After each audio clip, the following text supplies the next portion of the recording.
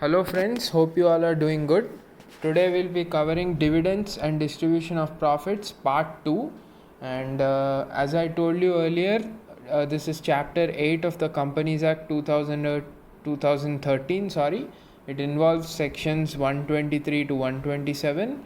It's applicable for CS executive, CMA final, IPCC program and LLB.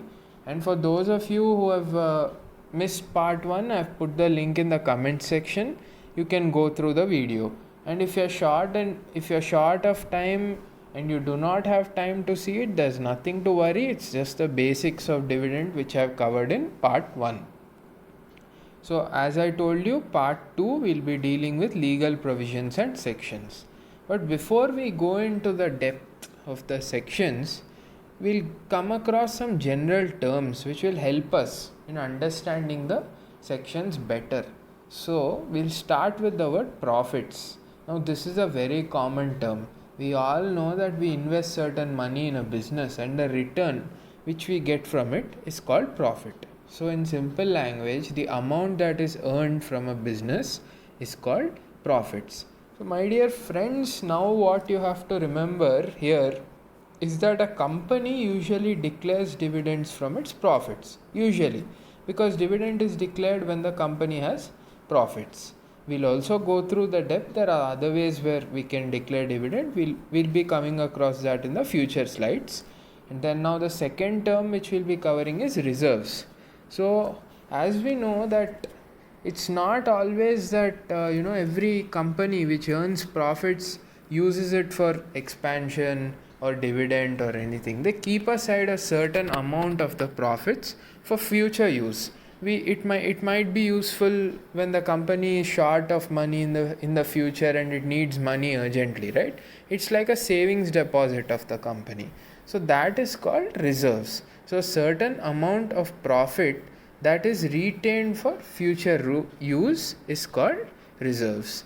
So now we'll come to divisible profits. So the law prescribes certain profits which can be distributed as dividends. These are called divisible profits. So once again I'll recapitulate the basic definition of dividends. That is, according to section 2 subsection 35, dividend includes interim dividend. So now wherever in the coming sections, wherever we see the name dividend, students must remember that it also includes interim dividend. So unless the act specifically mentions interim dividend or final dividend. So now here we see the table showing sections. The basic sections which we'll be covering, as I told you, are section 123 to 127. So 123 deals with declaration of dividend, 124 unpaid dividend, 125 investor education and protection fund, 126 deals with right to dividend, and 127 is the punishment for failure to distribute dividends. So before we go into the depth, I suggest after going through this class or while listening to this class, if you can open the BEAR Act. The BEAR Act, you'll find it in the MCA website, Ministry of Corporate Affairs website. If you can open the BEAR Act and follow the class simultaneously, it will be very easy for you. You'll understand the exact details what the Act is trying to tell us. So we'll start off with section 123. So this is the opening section of the topic of dividends. It deals with declaration of dividends. This is essential to remember. What does 123 deal with? It deals with the declaration of dividends. So as I told you earlier, the small recap to remember this section is the first three numeric numbers, that is 1, 2, 3, and you get section 123. So once again I'm repeating, it deals with declaration of dividends. So we'll go into the subsections now. Section 123 subsection 1. This section gives us the sources from where dividend can be declared, in simple words. So dividend by a company shall only be declared from the following sources. There are three sources.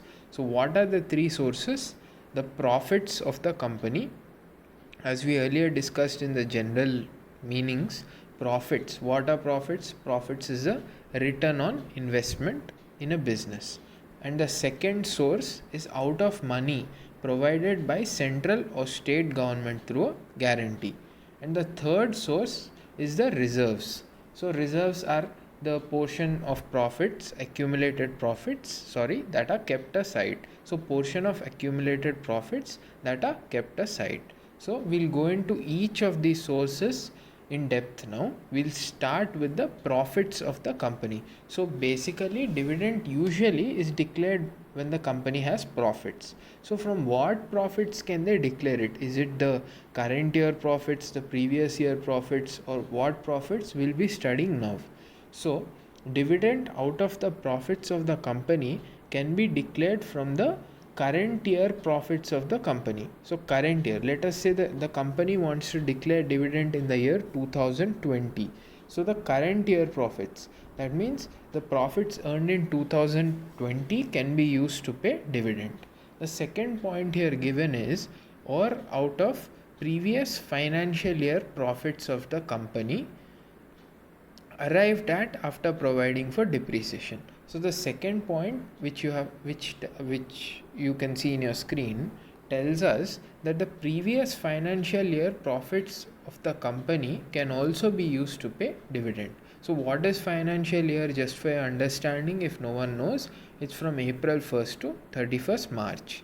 So let us say the company wants to declare dividend in the year 2020. So from April 2018 to March 2019, even the profits of that year can be used to pay dividend, and or out of both, that means out of the current year profits and the previous financial year profits, out of both dividend can be declared. So one important point here, friends, out of the current year profits or out of the previous year financial profits, there are two things which must be considered before we can declare dividend from these profits, and the two things are depreciation and previous losses. So now what is depreciation? Depreciation is the reduction in the value of assets. So you all know this is the general meaning. Every year asset value keeps reducing. That is called depreciation in simple words. And previous losses, that means any previous, as you know, a company will always have profits and losses, right?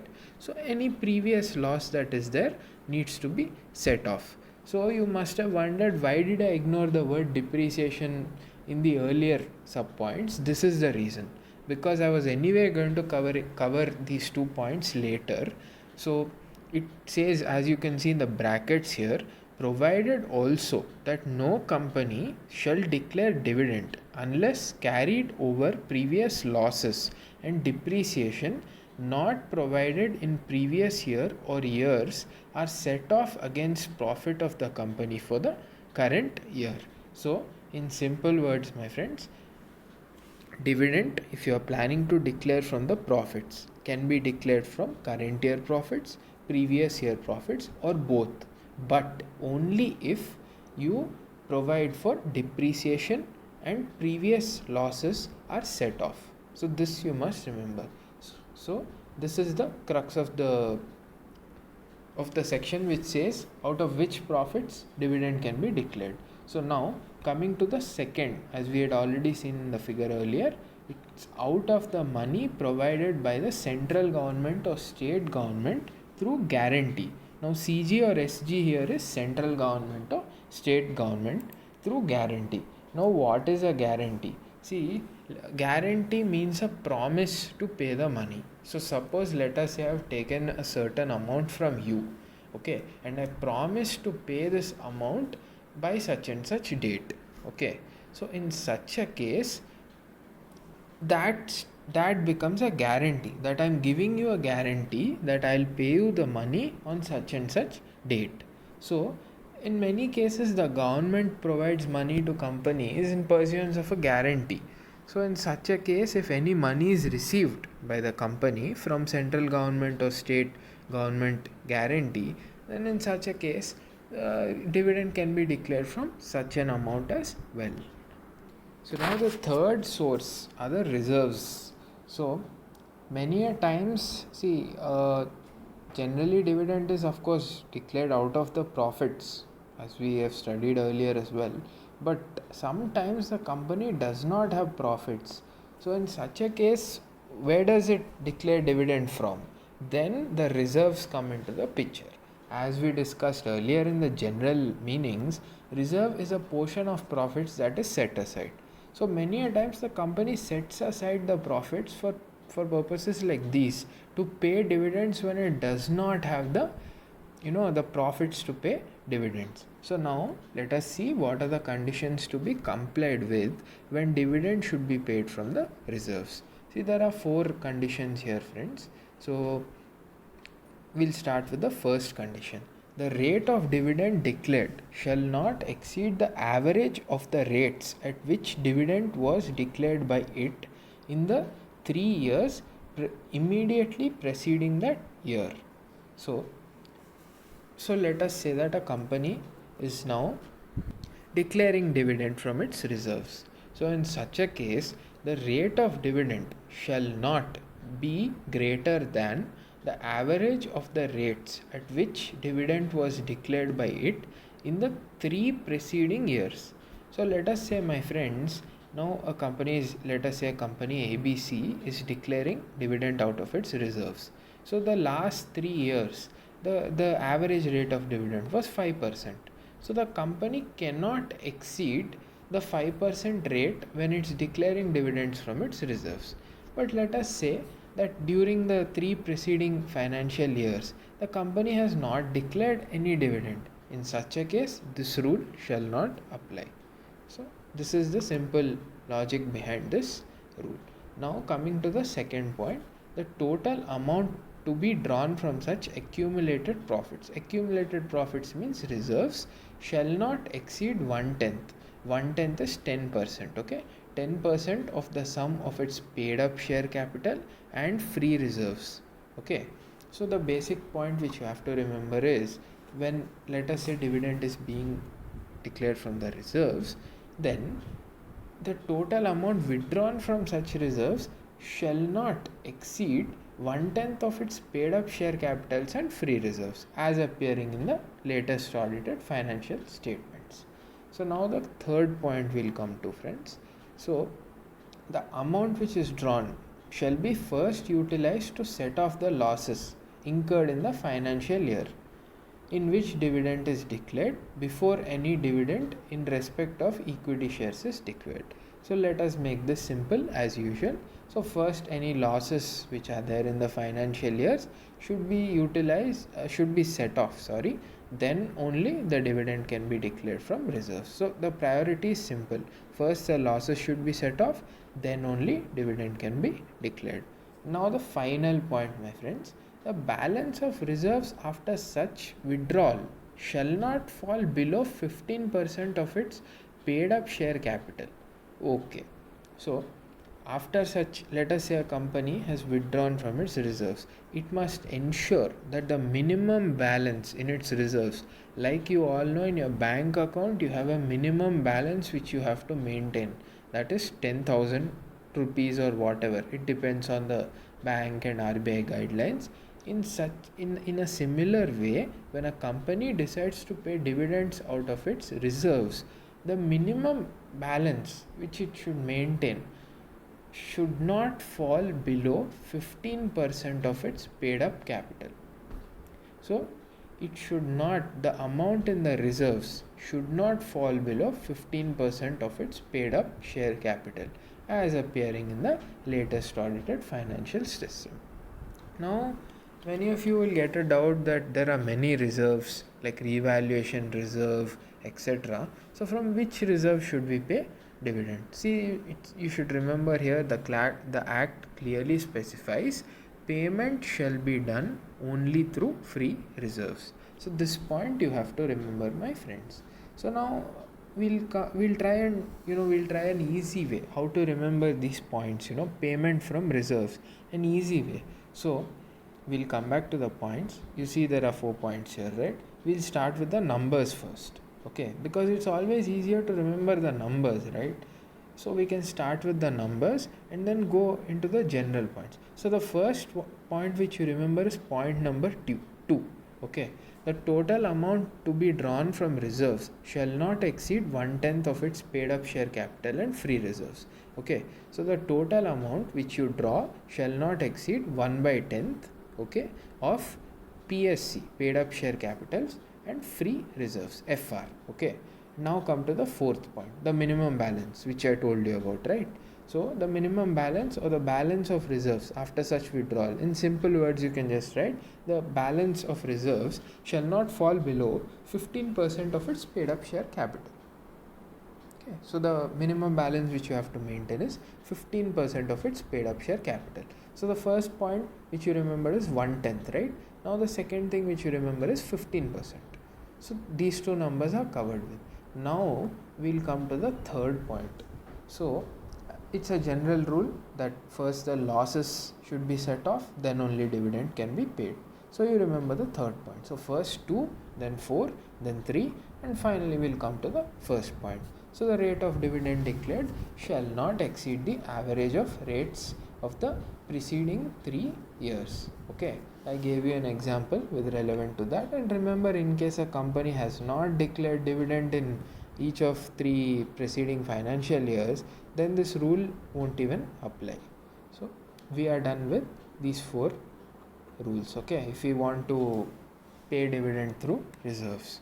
Now we'll come to section 123 subsection 2. So we came across this point called depreciation, right? I told you it is a reduction in the value of assets. Now there are different methods to calculate depreciation, right? We studied in accounts as well, straight line method, written down value method, etc. So this section 123 subsection 2 is very small. It just says that depreciation shall be calculated as per schedule 2. Okay, see, in your Bear Act you have schedules, right? So just go through the schedule, you'll get a rough idea as to how depreciation should be calculated.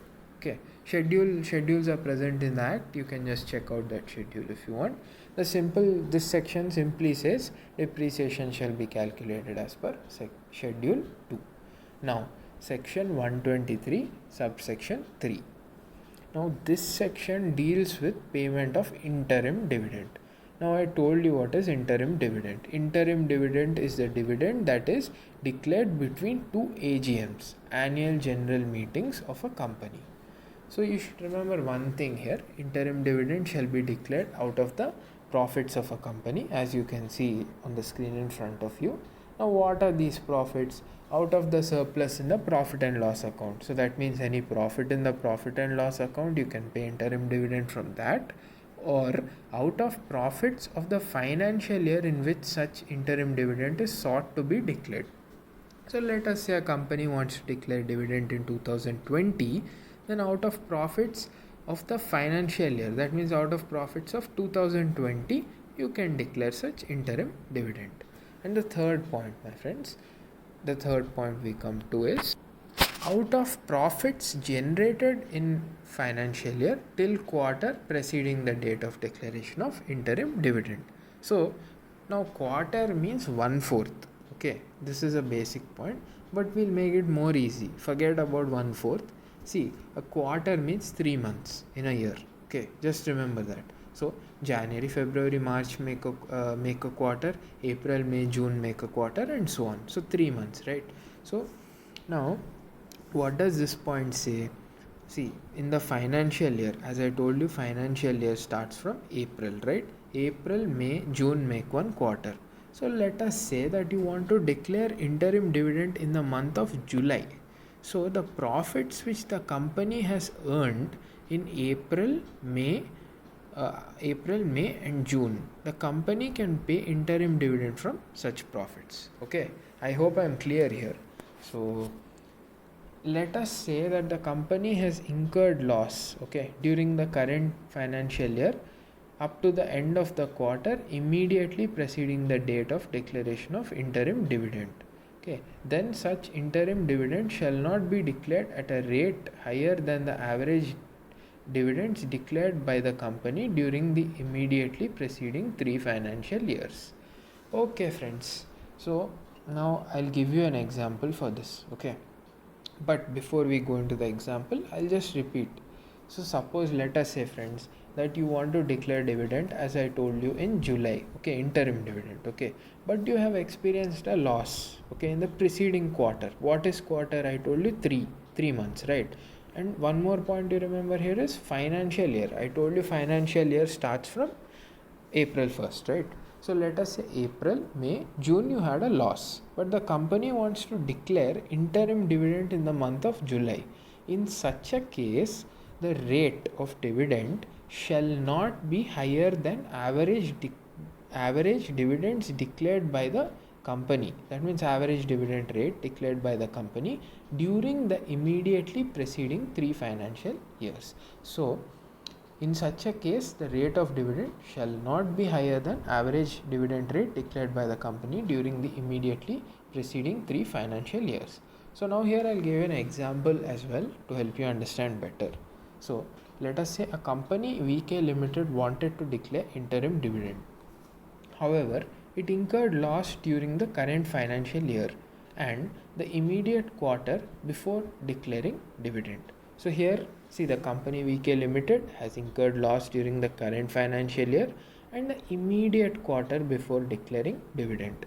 So what is the rate it can declare dividend if the dividend rates declared for the last 3 financial years were 5%, 5% and 5% respectively? So the question is very simple. The company has incurred loss, now it wants to declare dividend, okay?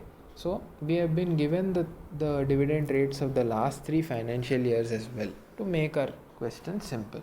So now the solution is right in front of you.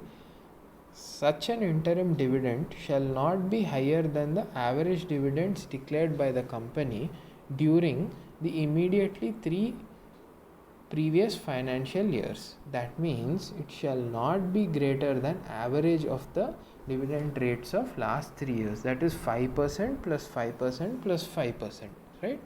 5% plus 5% plus 5% divided by 3.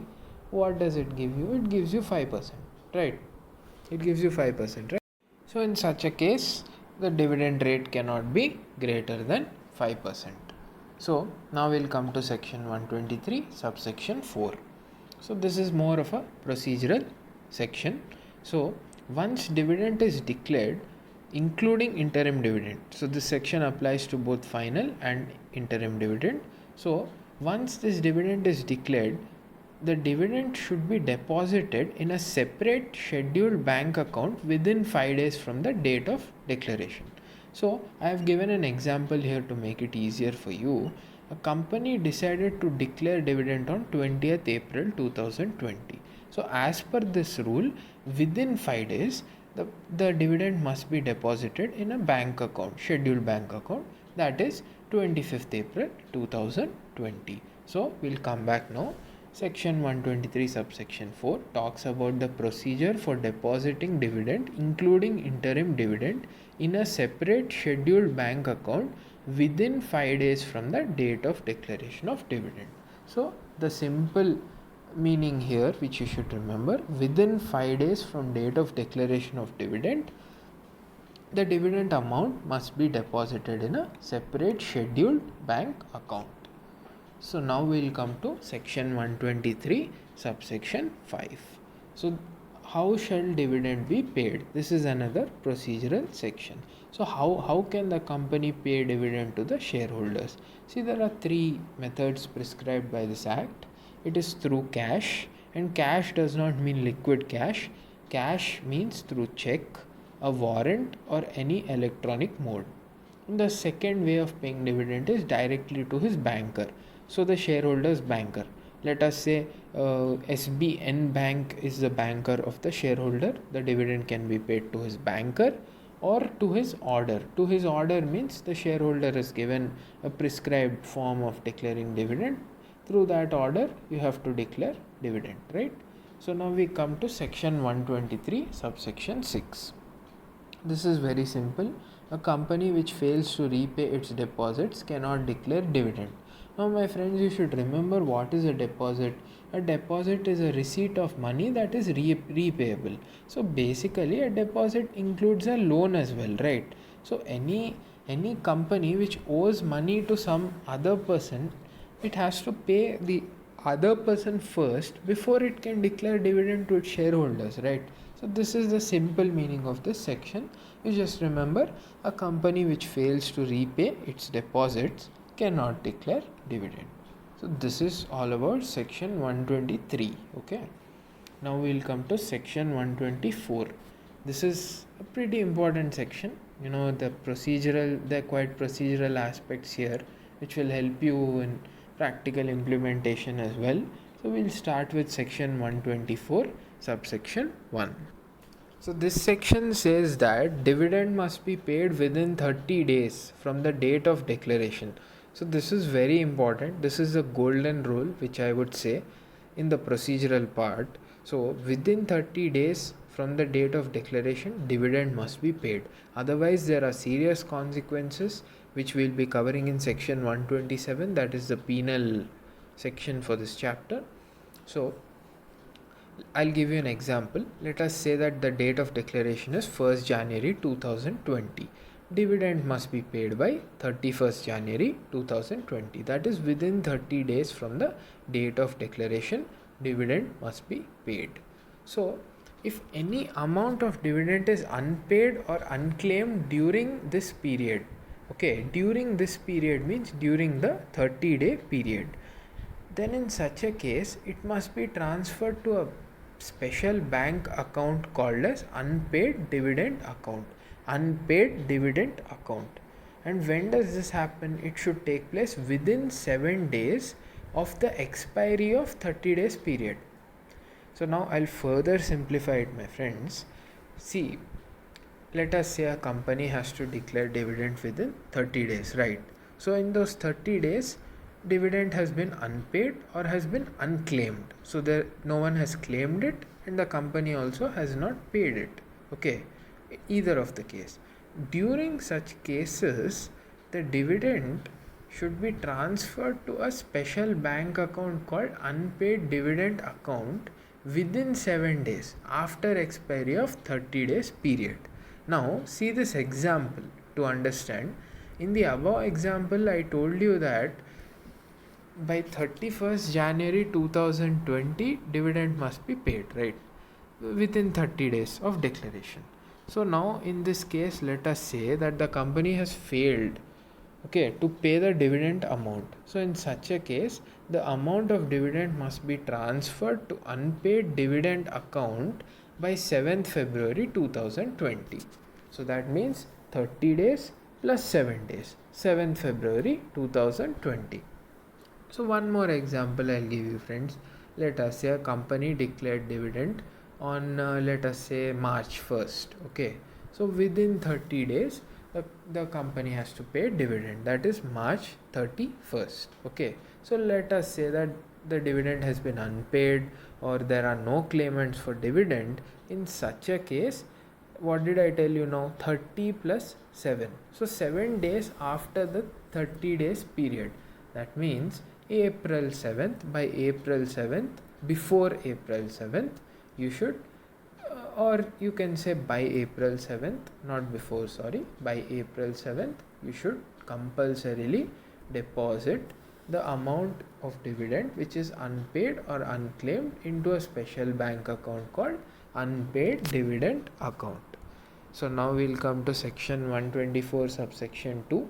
It just says that the company shall prepare a statement. Okay, that means a company shall prepare a statement containing details of unpaid shareholders and upload this statement on its website or any other website authorized by the central government within 90 days of transfer of unpaid dividend account. UDA stands for unpaid dividend account.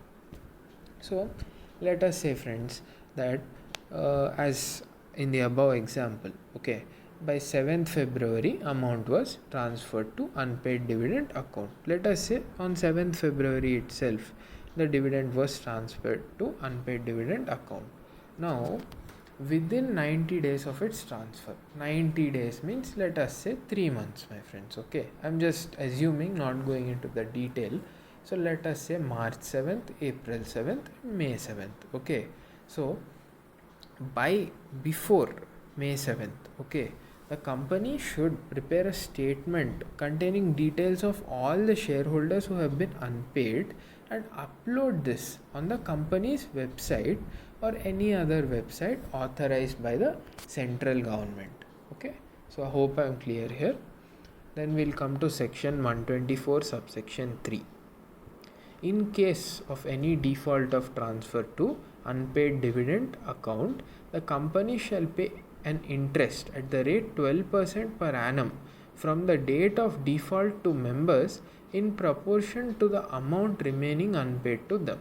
So this is basically a penalizing section, you can say, on the company. Suppose the company has not paid dividend and it has failed to even transfer the amount to unpaid dividend account, it is least bothered.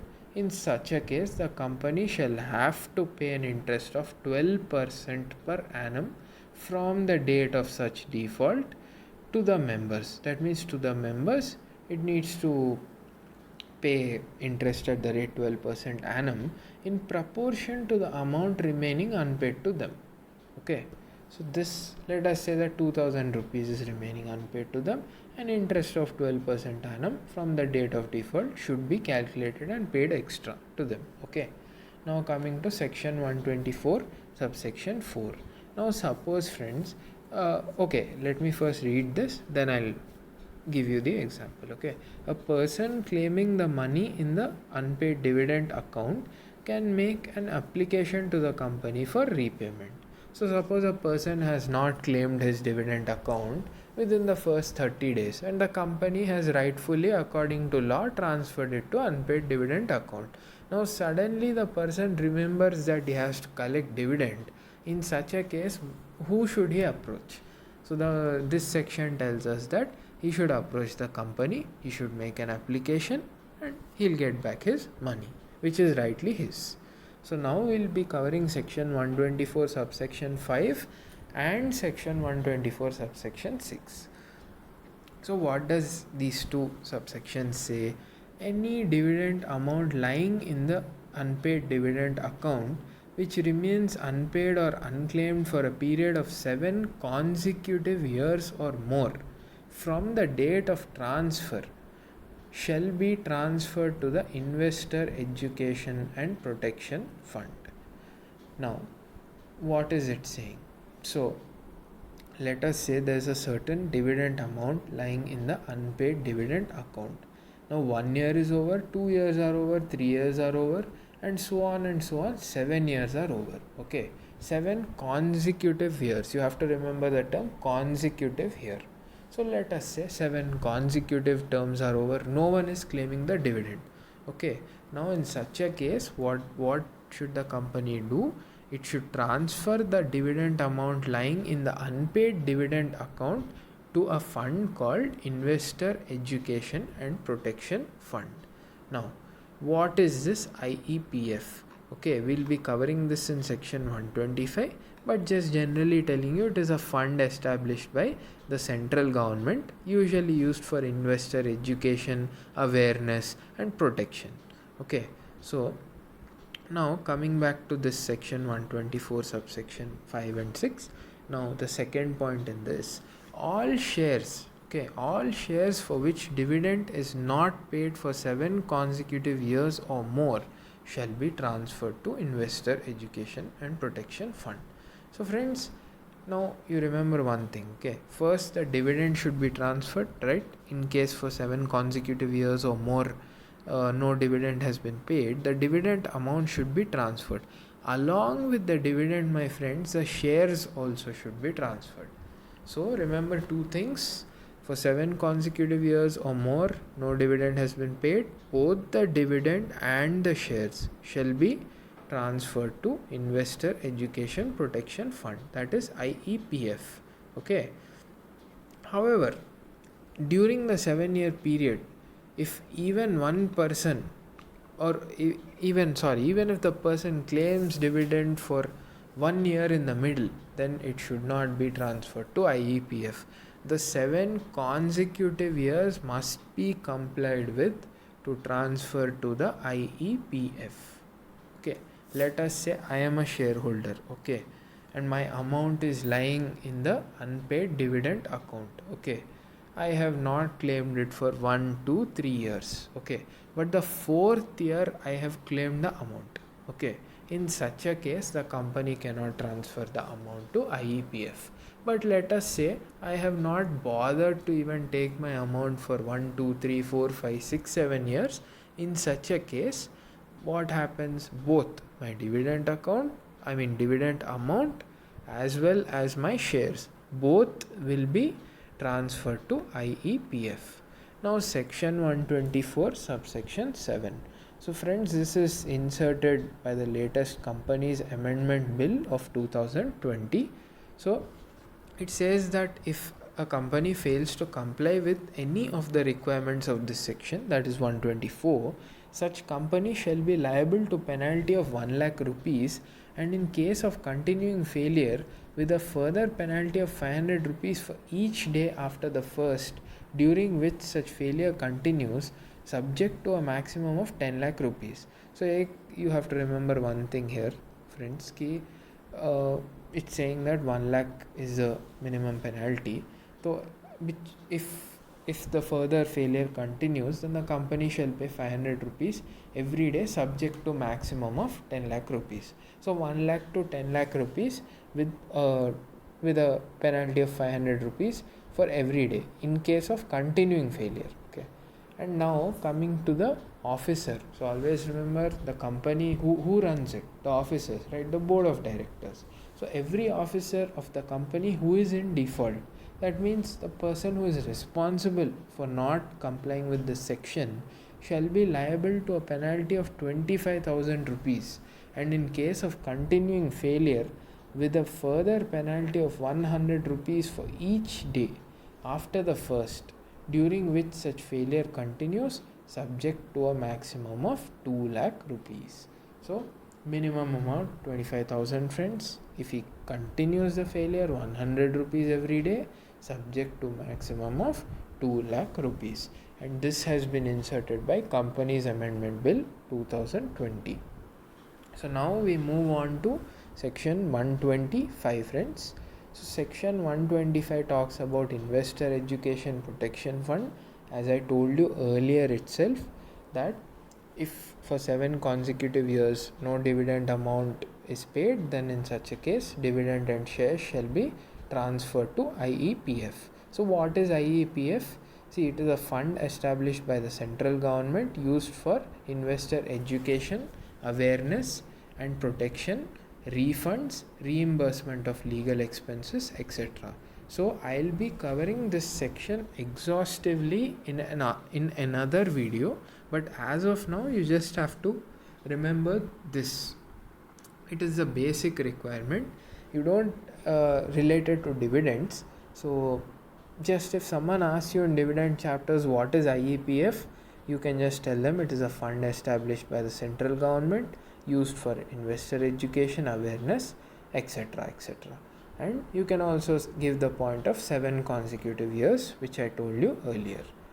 So this is the conclusion of section 125.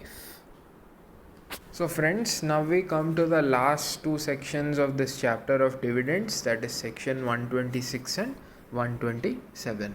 So we'll start with section 126 now, and this section states that right to dividend, right shares, that is right issue, and bonus shares are to be held in abeyance pending registration of transfer of shares. Now we'll simplify this. I know it sounds a little complicated. So what is transfer of shares? When a person transfers his shares to another person, that is called transfer of shares. The person transferring the shares is called the transferor, and the person who receives the shares is called the transferee. This we all know. So now we'll simplify this. So where any instrument of transfer of shares has been delivered to any company for registration, So in case a person is transferring his shares, it is necessary that the instrument of transfer needs to be sent to the company for registration.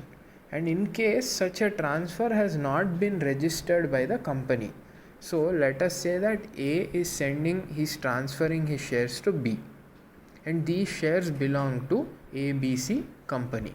So now what A has done is he has sent the instrument of transfer of shares to the company ABC Limited for registration, but the company has not registered this transfer as yet.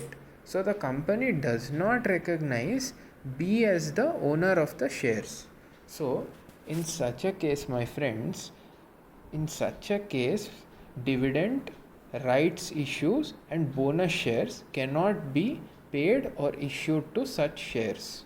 So now the question arises, then what happens to such shares?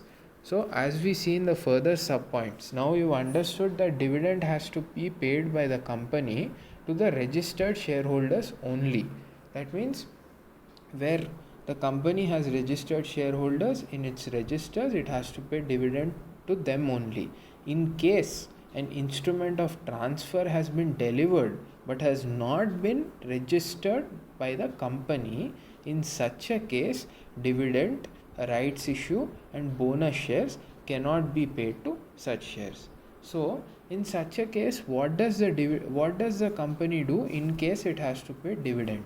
So friends, in case the instrument of transfer of shares is not registered, the dividend shall be paid to unpaid dividend account. So this you have to remember. The dividend shall be transferred to the unpaid dividend account. So in simple words, I'll be repeating this section. What it says is, in case of transfer of shares, the instrument of transfer of shares has been delivered to the company for registration. So in simple words, let us say the instrument of transfer of shares has been delivered to the company, but the transfer of such shares has not been registered. So the company has not yet acknowledged the transfer of shares. So in such a case, dividend, rights issue and bonus shares shall not be paid to such shares. So now we'll come back to the first 4 lines which we found complicated and try to simplify it further. So right to dividend, okay, as I told you, dividend, right shares, that is rights issue, and bonus shares are to be held in abeyance. Abeyance means are to be kept at a distance. So are to be kept at a distance pending registration of transfer of shares. So basically it says dividend, rights issue and bonus shares are to be kept at a distance from those type of shares which are pending registration. Okay, so and when does this take place?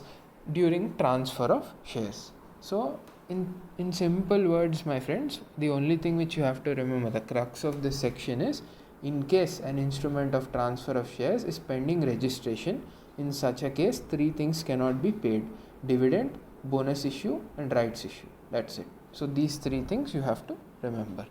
Now we will come to the final section of the dividends chapter, that is section 127. As I told you earlier, the tip to remember this is the first 4 numeric numbers. So 1, 2, 3, we get the opening section of dividend, add a 4 to it, you get 127. So this is just a recap. You can go to part 1 if you want the detailed explanation of it. So we'll start with this section. This section is the penal provision of this act. That means it imposes a penalty in case any of the earlier sections, that means section 123 to 126, are not complied with. In such a case, this section shall be invoked. So as we discussed earlier, my friends, in section 124, dividend must be paid within 30 days of declaration. So that is the universal rule. As I told you, you have to remember, within 30 days of declaration, dividend has to be paid. So in case it is not paid, then who will be liable? Now in this case, this section says that both the company and the board of directors shall be liable. So you must remember this. As you can see in this figure in front of you, it's clearly given. The company and board of directors shall be liable in case dividend has not been paid within 30 days of declaration. So now what are the liabilities imposed on them?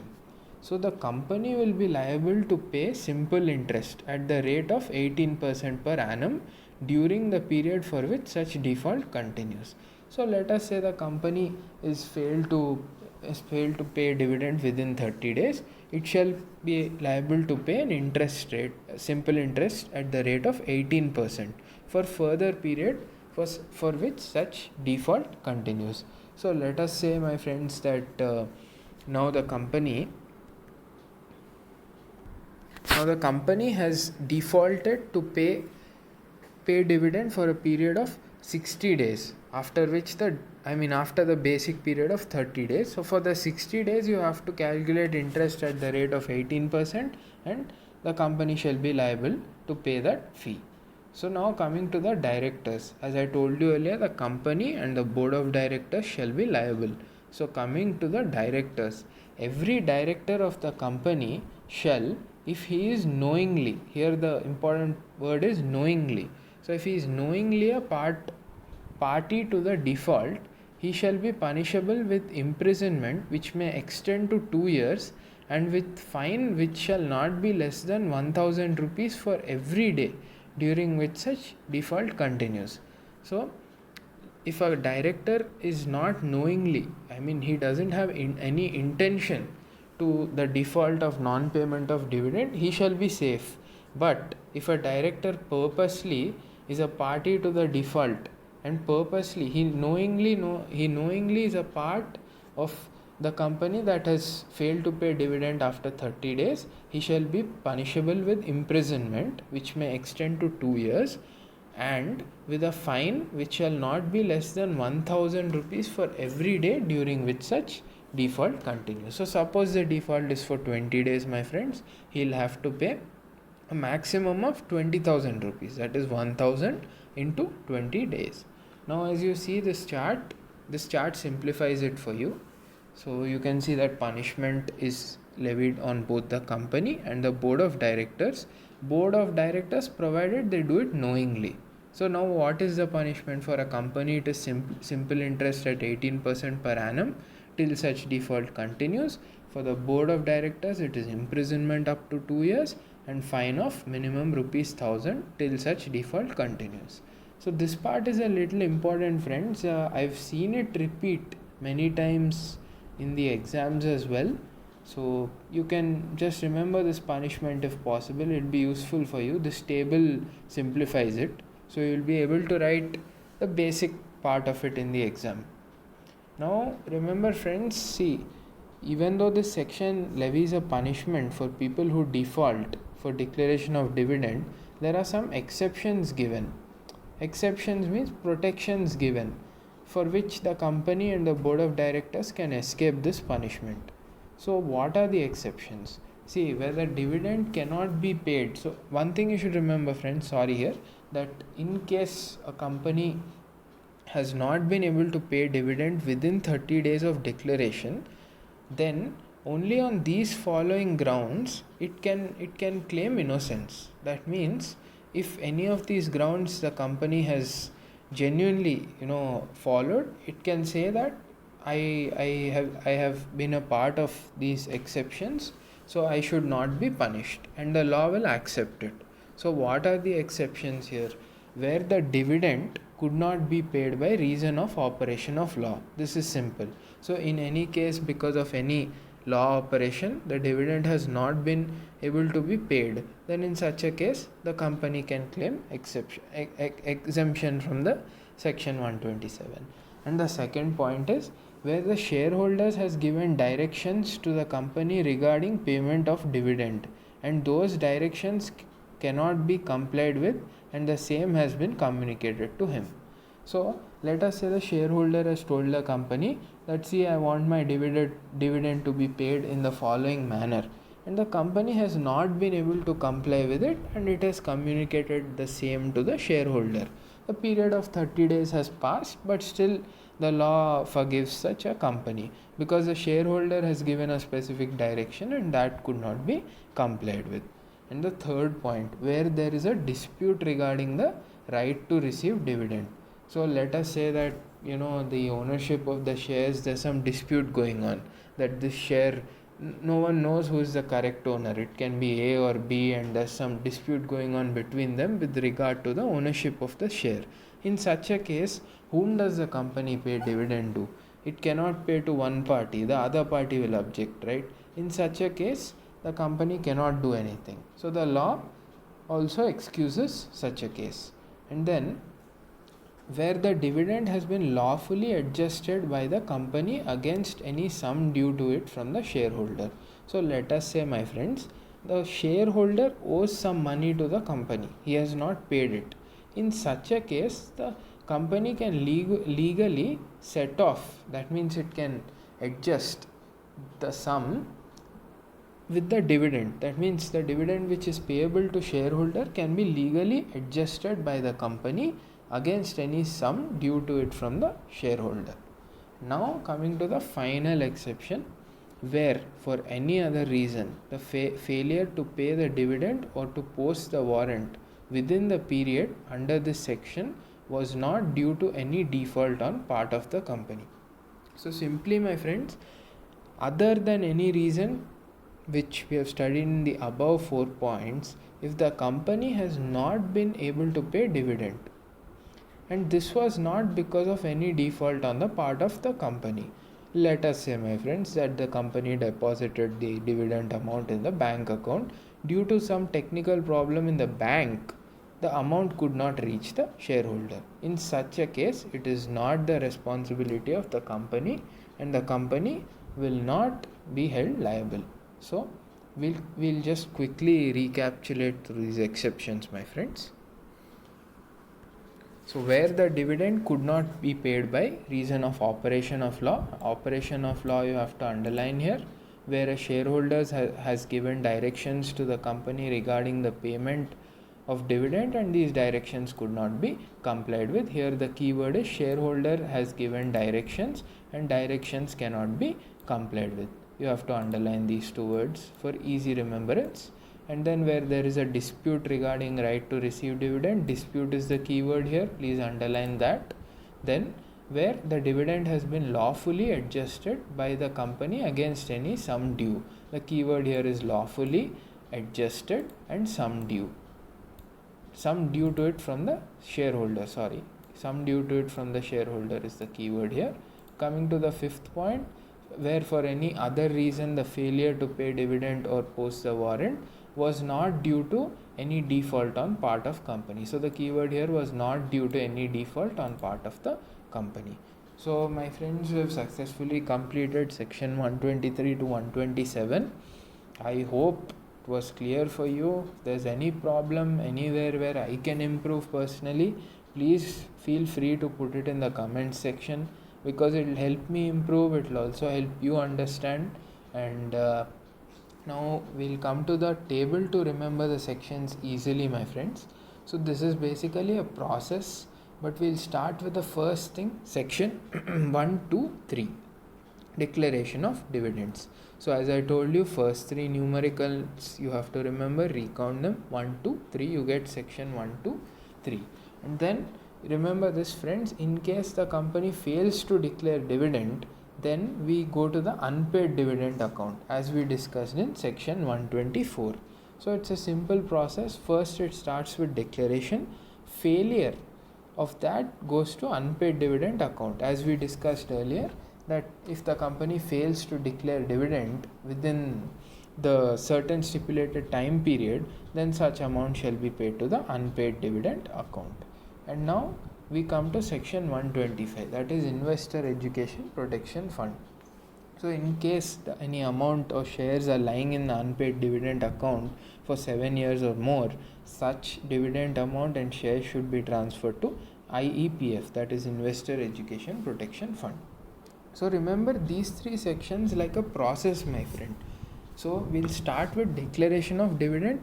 Already I told you 1, 2, 3, right, numerics. So this section you know. In case the company fails to declare dividend, the first thing that should come to your mind is unpaid dividend account. So remember that after 123, the next number, as you know, is 124. So automatically you attach it to unpaid dividend account. And then if the amount is lying in the unpaid dividend for 7 years or more, then what you should do is you should transfer it to the IEPF. Now what is the next number after 124? It's 125. So you get IEPF 125. So 123, 124, 125, this is the trick to remember, my friends. Now coming to 126. So 126, this you have to just remember a little differently. Like let us say that dividend has been paid, everything is over. Like then in such a case of transfer of shares, then the company cannot pay dividend to such cases where the transfer is still pending, right? So you have to remember this on your own. That's what I did. So section 126 is just that. If I get to know anything better, any new method how to remember 126, and I can get you a flow of things, what I'll do is when I cover section 125 IEPF, I'll cover that part also. I'll cover the remembering part also in section 125 if I get to know any better logic.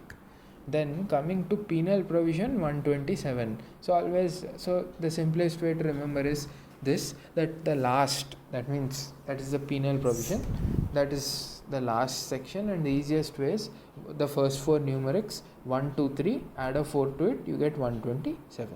So quickly I'll just recap, my friends. So declaration of dividend is 123, unpaid dividend account is 124, IEPF is 125. These three you easily remember, and 127 also you can remember. 123 plus 4 penal provision, and 126 is dividend in case of transfer. This you have to remember separately. So now basically, friends, after this topic, what have you understood? And suppose a common man comes to you today who does not know company law. What will you tell him? That is the crux. What have you understood from this chapter? So tomorrow if someone comes to you for advice, what will you tell a common man who does not know company law? So what you should basically tell him is his shareholders' rights to dividends. Okay. So what is his basic right? Once a company declares dividend, it becomes a debt payable to the shareholders. Hence, in simple words, once dividend is declared, the shareholders can claim it. It's a debt payable to the shareholders. And however, one thing which we must remember here is that declaration of dividend lies with the board of directors only. Okay, so the shareholder cannot declare dividend on his own or compel the board. That means force the board to declare dividend. So basically, once again I repeat, the basic factor, if someone comes to you and asks you what are my rights, the simple thing what you should tell them, once dividend is declared, they have every right to claim dividend. The company cannot go back on it. However, the declaration, the power to declare dividend does not lie with them. It lies with the board of directors. Okay, the shareholder cannot declare dividend, nor can he compel the board to declare dividend. So this is the general learning which you can grasp from this chapter. So I hope I was clear. It is my first time where I have gone into the sections in depth, so even I have found it a little difficult to express. Hopefully in the further coming classes I can improve and give you better clarity. The next few chapters which I am looking to cover are charges, and other than charges also will be covering board meetings, and I'll try to cover everything and make it as easy as possible for you. And as I told you, section 125 I'll cover in depth now. There will be one more video on section 125, that is Investor Education Protection Fund. So related to dividends, this will be enough for you regarding section 125. If you want to go into the depth, I'll be covering it deeper now in the coming video, or it can be the next 2-3 videos. I'll cover it for sure. So I tried to involve as many examples as I could everywhere. The problem is I wanted to include more, but it would have been very lengthy. So one thing, my friends, just by seeing the length of the video, don't think that this is going to be very big. I try to be as slow as possible to help everyone, understand the topic easily, and that's my main objective. Everyone should understand it with ease. So now I'll just do a quick recap as I usually do after the end of every video, so that will just help you refresh and regenerate whatever you heard till now. So we'll start with the revision now. So as discussed, now dividends and distribution of profits part 2 we had covered, that is section 123 to 127, and they apply to the following exams: executive, CMA final, IPCC and LLB. So in this part 2 we'd be covering the legal provisions and sections. So before we go into the section, some general terms such as profits, that is amount that is earned from a business; reserves is a certain amount of profits that is kept aside or retained for future use; divisible profits are those profits from which dividend can be declared. So the definition of dividend we had covered earlier as well. As per section 2 subsection 35, dividend includes interim dividend. So now we'll start off with the sections first. Section 123 deals with declaration of dividends. So the section 123 subsection 1 speaks about the sources from where dividends can be declared. They are the profits of the company out of money provided by CG or SG through a guarantee and through the reserves. So from the profits of the company, it can be declared from the current year profits or the previous financial profits, or both. So both from current, previous, it can be declared. However, previous losses and depreciation should be accounted for before declaring such a dividend. Then the second source is out of money provided by central government or state government through a guarantee. Guarantee means a promise to pay the money. So where the central government or state government provides money in pursuance of a guarantee, out of that money dividend can be declared. And reserves. Now reserves can be used to pay dividend only if the following conditions are complied with. As I told you earlier, we'll start with the numbers first. So the total amount should not exceed 1/10 of the sum of its paid up capital and free reserves that is drawn to pay dividend, right? And then the minimum balance, which I told you about, the balance of reserves, that means the minimum balance to be maintained in the reserves shall not fall below 15% of its paid up share capital, right? And then the third point we come to, which is the general point. First, the losses should be set off of the current financial year, and then only dividend should be declared. And then the first point, the rate of dividend declared shall not exceed the average of the rates at which dividend was declared by it in the 3 years immediately preceding that year. So the rate of dividend should not be more than the rate declared in the preceding 3 years. Okay, and this sub rule shall not apply to a company which has not declared any dividend in each of the 3 preceding financial years.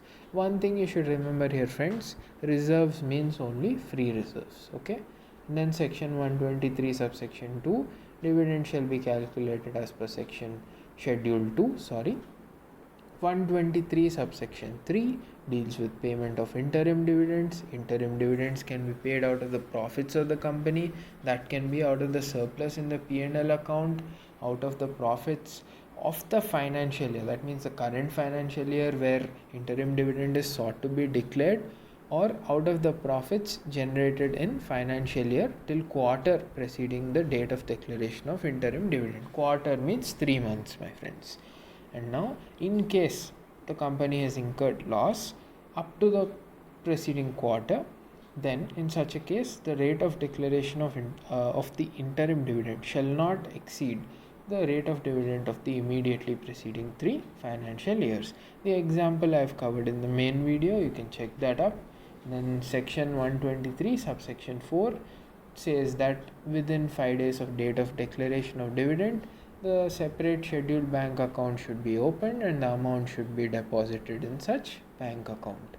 Section 123 subsection 5 says that dividend shall be paid through cash, that is not liquid cash. It includes check, warrant or any electronic mode, to his banker or to his order. Section 123 subsection 6 says that a company which fails to repay its deposits cannot declare dividend, right? So section 124, we'll start off with that now. 124 subsection 1, within 30 days from date of declaration, dividend must be paid. Any amount which is unpaid or unclaimed during this 30-day period must be transferred to unpaid dividend account within 7 days after the expiry of 30 days period. So please remember 30 plus 7, right? So 124 subsection 2 says that a statement should be prepared and uploaded on its website or any other authorized website within 90 days from transfer of amount to unpaid dividend account. So in section 124 subsection 3 says that in case of any default, the company shall pay an interest of 12% per annum from date of default. Okay. 124 subsection 4 tells us how can a person claim his amount from the UDA, that is unpaid dividend account. It's simple. He makes an application to the company and he can claim back his amount. 124 subsection 5 and subsection 6. Now this is another important subsection. So in case for a period of 7 consecutive years or more, the dividend has not been claimed or paid, in such a case the dividend amount shall be transferred to the IEPF, Investor Education Protection Fund, and along with the dividend amount, all the shares also should be transferred to the IEPF. The key word here is consecutive years. So if during, let us say, the years are not consecutive, in such a case the shares of the dividend shall not be transferred to IEPF. 124 subsection 7 is a penal section, and we come to section 125 now, that talks about IEPF. What is IEPF? It's a fund established by the central government used for investor education, awareness or protection, right? So we come to section 126. This section is pretty simple, my friends. In case a transfer of shares has taken place, but the registration is still pending before the company, right? The instrument of transfer is still pending registration by the company. In such a case, the company cannot pay dividend, rights issue or bonus share to such shares.